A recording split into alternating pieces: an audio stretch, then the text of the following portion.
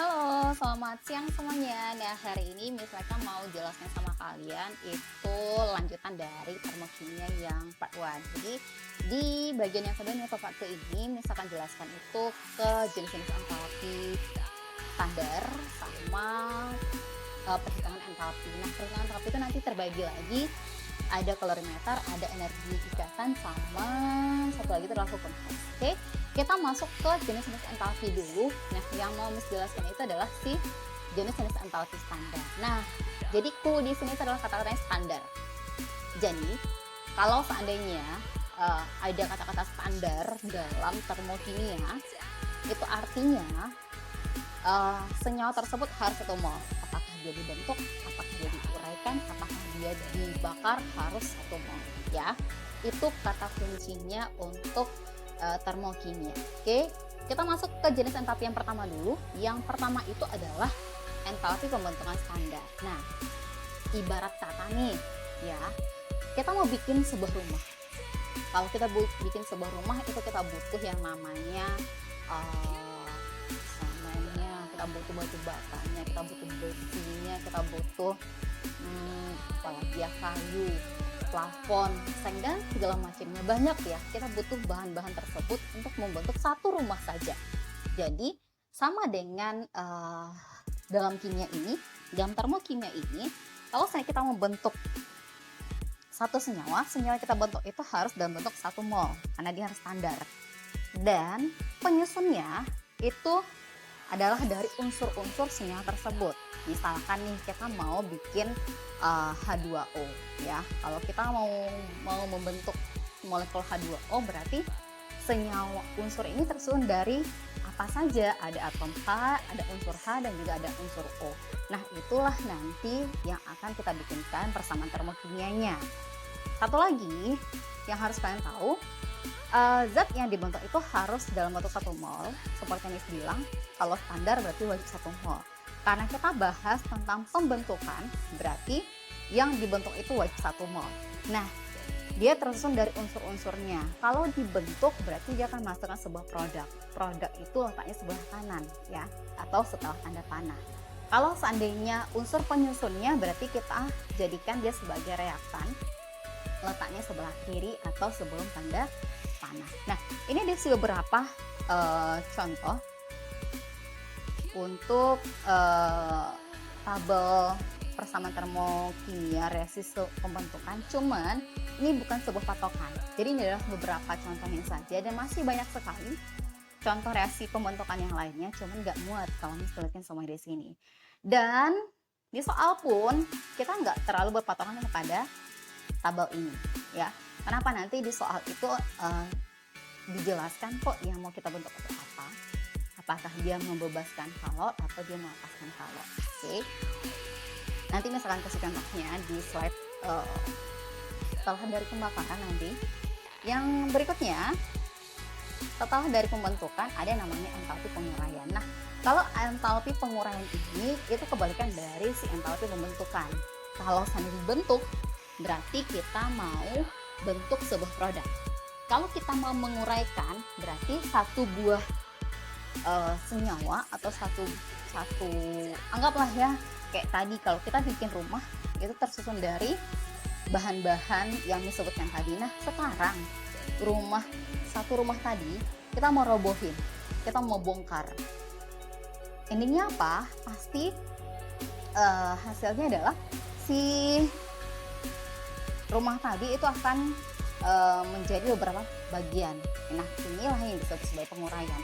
Jadi satu senyawa yang mau kita uraikan itu akan menjadi unsur-unsur penyusunnya lagi. Jadi kita urai, kita pilah-pilah satu persatu. Misalkan kita mau menguraikan si glukosa. Glukosa itu rumus kimianya adalah C6 H12O6. Jadi penyusunnya apa saja? Dalam glukosa ada atom C, ada atom H, ada atom O. Jadi itu nanti akan terurai ya, akan jadi satu-satu. Nah, Miss tadi dibilang kalau seandainya pembentukan sama penguraian itu bertolak belakang. Kalau pembentukan yang kita bentuk itu harus 1 mol dan dia terbentuk dari unsur-unsurnya. Kalau penguraian yang kita urai wajib 1 mol letaknya di kiri, dan akan menghasilkan unsur-unsurnya ya. Berarti unsur-unsurnya sebelah kanan. Kalau pembentukan unsur-unsurnya sebelah kiri, yang dibentuknya sebelah kanan ya. Terus kalau seandainya reaksinya ini berbalik, misalkan nih dari reaktan jadi produk, terus kita mau balik nih si produknya kita jadikan ke reaktan.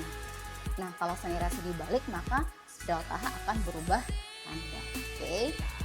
Yang ketiga itu adalah entalpi pembakaran standar atau delta H 0C. Oh iya, ini ada sedikit kekeliruan, entalpi penguraian itu delta H 0D ya. Karena ini berasal dari kata standar enthalpy of dissociation. Berarti di sini itu adalah D, bukan C. Jadi C itu adalah untuk si pembakaran. Kalau seandainya enthalpy pembentukan itu adalah F ya. Sedikit kekeliruan di sini, jadi Miss akan jelaskan sama kalian tadi ya. Kalau seandainya dibakar, apapun bahan yang kita bakar itu wajib direaksikan dengan O2 ya. Dia akan bereaksi dengan O2. Jadi misalkan kita bakar hidrokarbon, berarti hidrokarbon tambah dengan O2 akan menghasilkan gas baru. Atau yang lainnya, misalkan contoh kita mau bakar senyawa A ditambah dengan O2, dia akan menghasilkan senyawa baru. Nah, senyawa A ini kita lihat dulu apakah unsur penyusun senyawa A itu ada atom karbonnya, apakah dia punya atom H, apakah dia punya atom S di dalam unsur senyawa yang mau kita bakarnya. Kalau seandainya dia punya atom C, atom karbon, maka yang dihasilkan itu adalah gas CO2. Oke, kalau seandainya senyawa tersebut mengandung unsur H atau ada atom H dalam senyawanya, maka akan menjadi H2O. Ya, dia akan menghasilkan H2O. Kalau seandainya senyawa tersebut mengandung atom belerang atau S, maka dia akan terbakar menjadi SO2 ya. Dan sama seperti yang bilang tadi, kalau sama pembakar itu sama dengan penguraian, sama dengan pembentukan, standar itu wajib dalam bentuk 1 mol. Oke. Ini beberapa contoh saja sih. Oke. Nah, ini Miss mau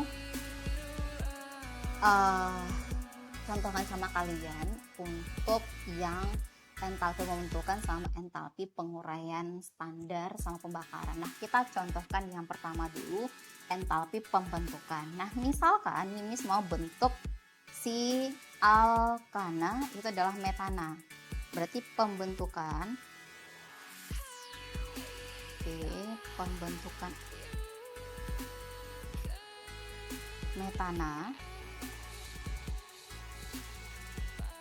itu misalkan dia melepaskan, ini bikin di sini 1 mol ya, jadi lupa molnya,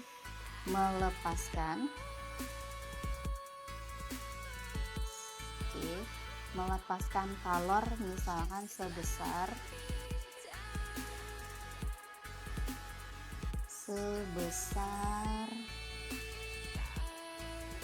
50 kJ. Oke. Nah, bagaimana sih persamaan termokimianya? Oke, yang mau kita bentuk itu adalah metana. Metana rumus kimianya adalah CH4. Kita bikin. Yang mau kita bentuk berarti harus letaknya sebelah kanan. Oke, di sini adalah CH4. Terus, ingat kalau pembentukan dia terdiri dari unsur-unsurnya. Nah, unsurnya apa saja? Ada atom C dan ada atom H. Kita bikin sebelah kiri, C tambah dengan H. Nah, si H itu harus dalam bentuk gas. Dia tidak pernah berdiri sendiri, berbeda dengan logam ataupun unsur non-logam lainnya. Atom H, atom O, golongan 7A, ya, golongan gas halogen sama N itu tidak pernah berdiri sendiri. Oke, jadi O itu O2, H itu H2, N itu N2, terus golongan 7A ada F, Cl, Br, dan I itu selalu berbentuk 2. Oke, jadi ini di sini Miss bikinkan 2. Ingat, yang mau kita bentuk kan wajib 1 mol. Dan koefisien di termokimia ini sebanding dengan mol. Nah, kebetulan di sini kan nggak ada angka nih, nggak ada koefisien di CH4, artinya koefisiennya adalah 1. Nah, dalam kimia itu biasanya kalau sampai 1 itu nggak ditulis. Oke, berarti ini 1 mol, udah pas 1 mol. Si sinyal yang kita bentuk, kita setarakan dulu ya.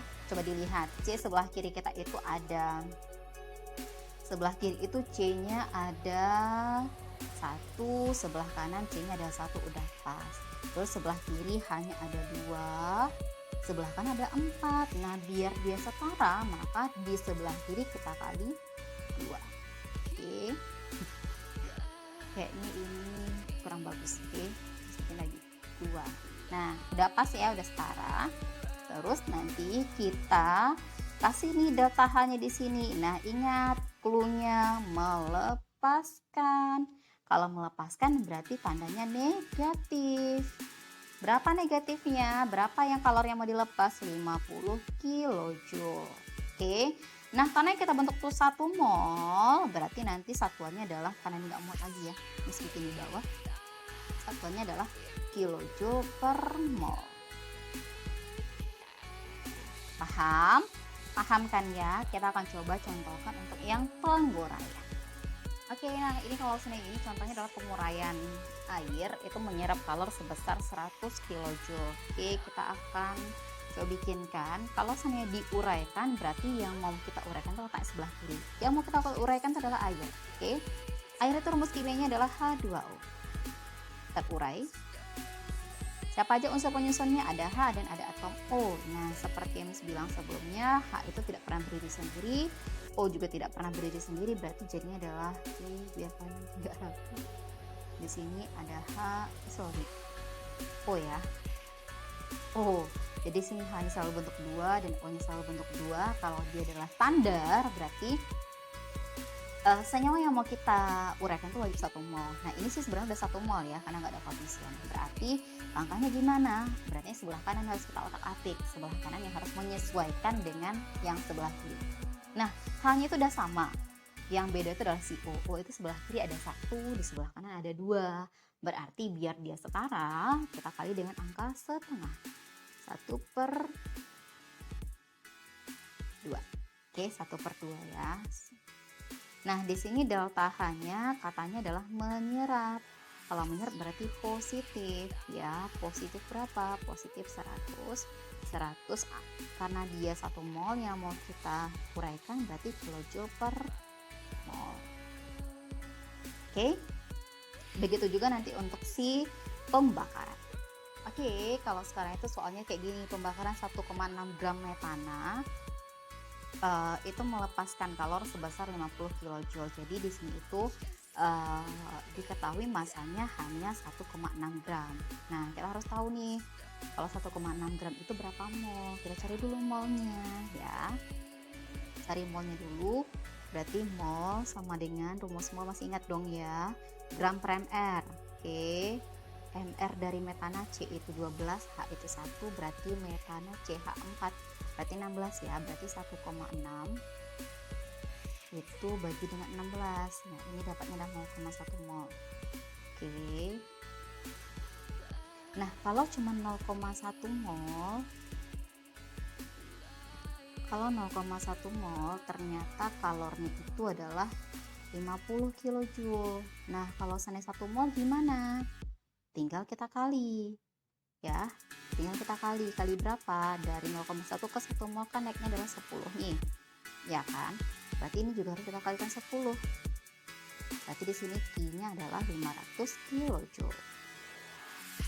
Oke, nanti jangan ragu ya, kenapa kok bisa ada 500 nih, jangan ya. Oke, 500 kilojoule. Oke, tadi kan kita udah cari ternyata Q-nya yang dihasilkan itu adalah 500 kilojoule. Udah ya. Kok Q-nya kan kalor. Kalau misalnya nanti udah dalam bentuk persamaan termodinnya, baru nanti jadi delta H. Oke, kita tinggal bikin.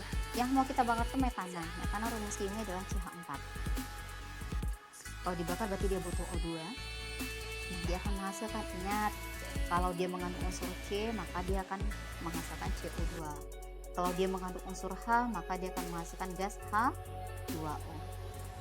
Udah kan ya, tinggal kesetarakan. C-nya udah sama-sama 1, H-nya sebelah kiri itu ada 4, sebelah kanan cuma ada 2, berarti sebelah kanan kita kasih 2 ya. Terus O-nya sebelah kanan itu totalnya 4, 2 ditambah 2 kali 1, 4 ya, maka di sini kita kali 2. Nah, karena ini nggak muat, harusnya itu delta H itu di ujung sana, ya, di ujung.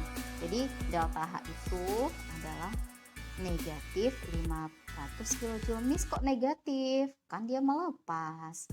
Ya, kok bisa langsung jadi Q itu jadinya delta H? Nah, rumus delta H itu adalah Q per N. Tandanya itu menyesuaikan dengan soal apakah dia melepas atau menyerap kalor. Kalau seandainya melepas berarti dia negatif, kalau seandainya menyerap kalor berarti dia positif. Oke, N-nya tadi kalau kita cari, N-nya adalah 1 ya, N-nya adalah 1. Oke, ini adalah untuk si bagian pertama itu adalah jenis entalpi, ada yang pembentukan, ada yang penguraian, ada yang pembakaran. Kita akan lanjut ke kalorimeter sama energi ikatan dan juga fitness, tapi kayaknya Miss potong dulu deh videonya. Kenapa? Terlalu besar. Oke, bye bye, sampai ketemu di video berikutnya. Bye semuanya.